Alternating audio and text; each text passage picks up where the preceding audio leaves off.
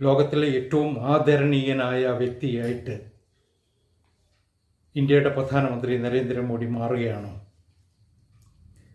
നിസ്സംശയം പറയാം, യെസ്. മോഡിക്ക് ഇന്ന് ലോകത്തിൻ്റെ എല്ലാ ഭാഗങ്ങളിൽ നിന്നും കിട്ടുന്ന ആദരവും അംഗീകാരവും മറ്റെന്താണ് കാണിക്കുന്നത്? ഏറ്റവും ഒടുവിലാണ് ഘാന ആ രാജ്യത്തെ പരമോന്നതമായ സിവിലിയൻ ബഹുമതി നൽകി നരേന്ദ്രമോദിയെ ആദരിച്ചത്. ഇതുവരെ 24 ലോകരാഷ്ട്രങ്ങൾ അത്തരം പദവികൾ മോഡിക്ക് സമ്മാനിച്ചിരിക്കുന്നു. ഇത് ചെറിയ കാര്യമല്ല. നരേന്ദ്രമോദി എന്ന് പറയുന്ന ഇന്ത്യയുടെ പ്രധാനമന്ത്രിക്കുള്ള അംഗീകാരം മാത്രമല്ല, അത് 140 കോടി ജനങ്ങളുള്ള ഈ ഇന്ത്യക്ക് കിട്ടുന്ന വലിയ അംഗീകാരം കൂടിയാണ്, പൊതുസമ്മതി കൂടിയാണ്. അവിടെ നമ്മൾ കാണേണ്ടത് നരേന്ദ്രമോദിയെ ഇന്ത്യയിൽ കോൺഗ്രസ്സുകാരും മറ്റുള്ള വർഗീയവാദികളും ഒക്കെ മുസ്ലിം വിരുദ്ധനാണ് എന്ന് ആക്ഷേപിക്കുന്നത് നമ്മൾ പലപ്പോഴും കണ്ടിട്ടുണ്ട്.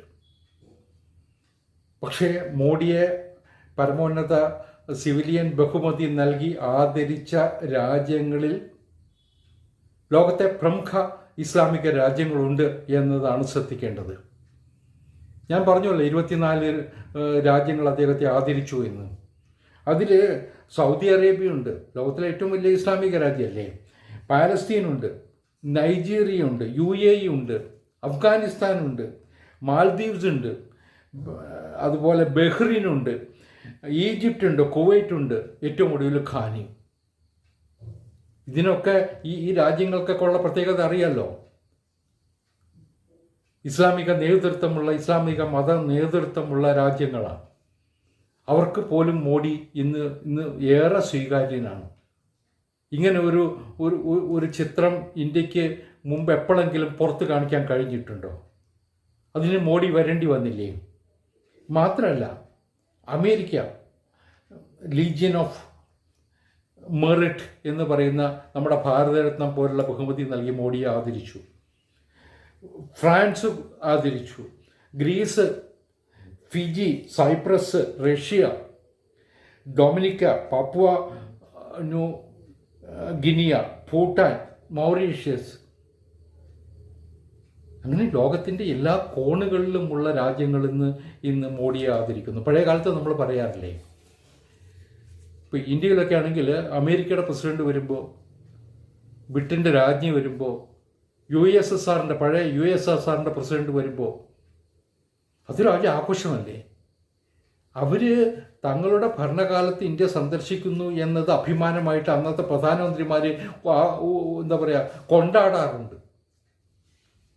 താൻ പ്രധാനമന്ത്രി ആയിരിക്കുമ്പോഴാണ് അമേരിക്കൻ പ്രസിഡന്റ് വന്ന് എന്ന് പറഞ്ഞ് നടക്കുന്ന ഇന്ത്യൻ പ്രധാനമന്ത്രിമാരെ കണ്ടിട്ട്, വിദേശകാര്യമന്ത്രിമാരെ കണ്ടിട്ടില്ലേ? ഇന്ന് നേരെ മറിച്ചാണ്.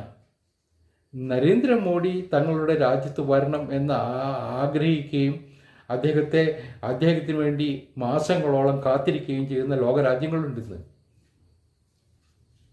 അദ്ദേഹത്തിൻ്റെ ഓരോ വിദേശ സന്ദർശനവും വെറും നയതന്ത്ര യാത്ര മാത്രമല്ല, പരസ്പരം സഹകരണത്തിൻ്റെ, പരസ്പര വിശ്വാസം വളർത്തുന്നതിൻ്റെ, പരസ്പര സാമ്പത്തിക മേഖലയിലെ സഹകരണം വർദ്ധിപ്പിക്കുന്നതിൻ്റെ ഒക്കെ സാക്ഷ്യപത്രങ്ങളായിട്ട് അത് മാറിയത് നമ്മൾ കണ്ടിട്ടുണ്ട്. പ്രതിരോധ രംഗത്തെ സഹകരണം, കാർഷിക മേഖലയിലുള്ള സഹകരണം, വിദ്യാഭ്യാസ രംഗത്തുള്ള സഹകരണം, സാംസ്കാരികമായ പരസ്പര സഹകരണം, ഇതൊക്കെ ഈ യാത്രകളിൽ നിന്ന് നമ്മൾ കണ്ടെടുത്തിട്ടുണ്ട്. പക്ഷേ അതിനൊക്കെ ഉപരിയായിട്ട് ഇന്ന് മോഡി ആദരിക്കപ്പെടുന്നു എന്നതാണ് പ്രധാനം. അതിന് പല കാരണങ്ങളുണ്ടാകാം. ഒന്ന്, ഇന്ത്യ എന്ന് പറയുന്ന അതിൻ്റെ ഒരു സവിശേഷത, മദർ ഓഫ് ഡെമോക്രസി. മോഡി തന്നെ ഈ കഴിഞ്ഞ ദിവസങ്ങളിൽ പ്രസംഗത്തിൽ സൂചിപ്പിക്കുന്ന കണ്ടു. ജനാധിപത്യത്തിൻ്റെ മാതാവാണ്, മദർ ഓഫ് ഡെമോക്രസിയാണ് ഇന്ത്യ. ഇന്ന് പക്ഷേ മോഡിയുടെ കീഴിൽ ഇന്ത്യ അത് മാത്രമല്ല, ദ ഫാസ്റ്റസ്റ്റ് ഗ്രോയിങ് എക്കണോമിയാണ് ലോകത്തിലെ 4ാമത്തെ സാമ്പത്തിക ശക്തിയായിട്ട് ഏതാണ്ട് ഇന്ത്യ മാറുക. ഏറ്റവും കൂടുതൽ ലോകം ശ്രദ്ധിക്കുന്ന രാജ്യമായിട്ട് ഇന്ത്യ മാറിക്കഴിഞ്ഞില്ലേ. പ്രത്യേകിച്ച് ഓപ്പറേഷൻ സിന്ദൂർ, ഒരു യുദ്ധം നടക്കുന്ന സമയത്ത് സാധാരണ ലോകരാജ്യങ്ങൾ ഇന്നത്തെ കാലഘട്ടത്തിൽ എങ്ങനെയാണ് ആ യുദ്ധത്തിന് അല്ലെങ്കിൽ ആക്രമണത്തിന് തയ്യാറാകുന്ന രാജ്യത്തെ കാണുക? പക്ഷെ പാകിസ്ഥാനിലെ ഭീകര ക്യാമ്പുകൾ തകർത്ത് കഴിഞ്ഞപ്പോൾ ലോകത്തിലെ എല്ലാ കോണുകളിലുമുള്ള നയതന്ത്രജ്ഞന്മാർ, ഭരണകർത്താക്കൾ മോഡി അഭിനന്ദിച്ചില്ലേ? മോഡിക്കൊപ്പം നിന്നില്ലേ? ഇതൊക്കെ BJP ഗവൺമെൻറ് ഉണ്ടാക്കിയ BJPയുടെ വിദേശ നയത്തിൻ്റെ വിജയം കൂടിയാണ്. മോഡിയുടെ വിദേശ നയത്തിൻ്റെ വലിയ വിജയം കൂടിയാണ്. അതിനെ ചെറുതായിട്ട് കണ്ടുകൂടാ എന്നാണ് എനിക്ക് തോന്നുന്നത്. തീർച്ചയായിട്ടും ഒരു ഇന്ത്യക്കാരനെ സംബന്ധിച്ചിടത്തോളം അഭിമാനിക്കാവുന്ന മുഹൂർത്തമാണിത്. ഒരു കാര്യം കൂടി ഞാൻ പറഞ്ഞ് അവസാനിപ്പിക്കാം. നെഹ്റുവിന് ഇത്തരത്തിലുള്ള അന്താരാഷ്ട്ര പദവികൾ കിട്ടിയത് 2 എണ്ണമാണ്. ഇന്ദിരാഗാന്ധി കിട്ടിയതിന് 2 എണ്ണം, മൻമോഹൻ സിംഗിന് കിട്ടിയതിന് 2 എണ്ണമാണ്. രാജീവ് ഗാന്ധിക്കൊന്നും കിട്ടിയിട്ടേ ഇല്ല. ആ വേളയിലാണ് 24 രാഷ്ട്രങ്ങൾ അവരുടെ പരമോന്നത സിവിലിയൻ ബഹുമതി മോഡിക്ക് സമ്മാനിച്ചത്. അത് ഏതൊരു ഇന്ത്യക്കാരനും അഭിമാനിക്കാവുന്ന കാര്യമാണ്. ഇന്ത്യക്കാരൻ എന്നതിൽ അഭിമാനം കൊള്ളാനുള്ള മുഹൂർത്തം കൂടിയാണിത്. അതാണ് ഈ വേളയിൽ ഓരോ ഭാരതീയനും ഇന്ത്യക്കാരനും ഓർക്കേണ്ടത്.